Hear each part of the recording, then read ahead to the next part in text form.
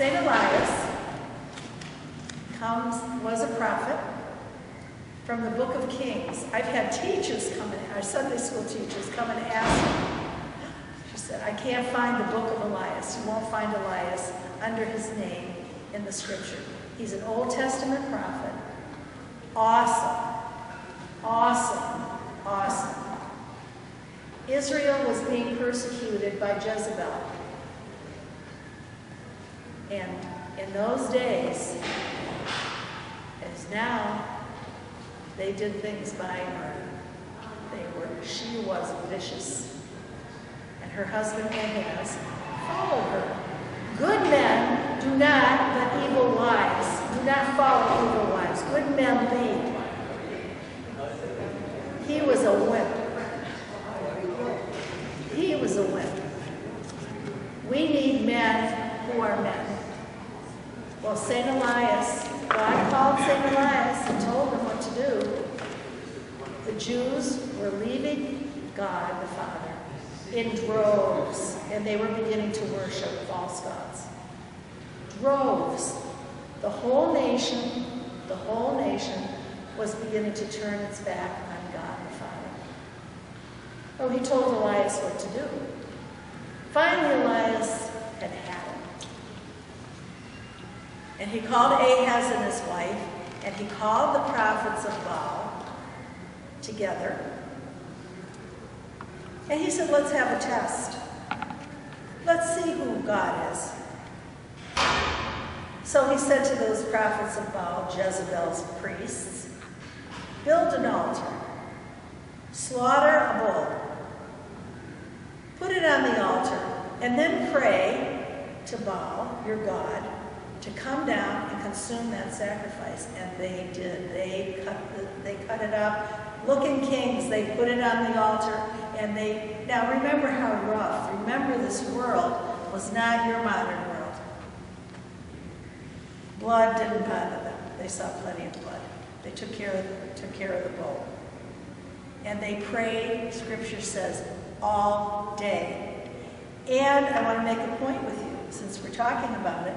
Do you know that they slashed themselves? In Kings, it says they slashed themselves.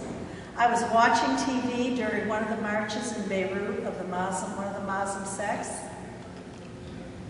I would say maybe the last 10 years, do you remember it? And they were slashing themselves. Even though children, they were actually cutting themselves. This is how deeply ingrained this custom was. Nothing happened. And our Elias started laughing. He said, now build an altar. Dig a trench. Put that bullock on that altar. And start to pour water. And he didn't mean a dribble drabble. He wanted it poured. And it covered the sacrifice. It covered the stones. And it filled the trench. And he raised his hands to the God who is God. And fire came down and not only consumed that bullock, it consumed the stones. Go to Kings and read it. At the Transfiguration,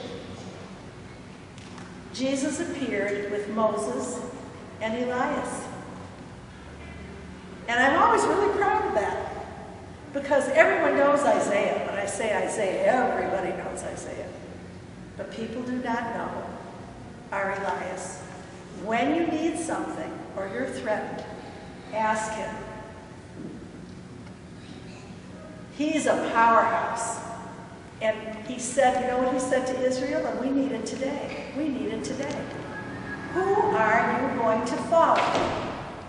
Who are you going to follow? Are you going to follow the Baals? Or are you going to follow God? Jehovah. Who? And they cried out to him again, like we do. We're going to follow God. He gave them the miracle, as Jesus did. Jesus witnessed to his holiness that he was God through miracles. Elias is awesome. Is he then referred as Elijah? He's the Elijah. Exactly. It always irks me. His name is really Elijah. It's a translation. It's a translation. But people don't. That was a student. I should have said that. Thank you, because he is Elias the prophet, the great powerhouse. And who was he with at the Transfiguration? Moses. And every time I read that, I feel really proud.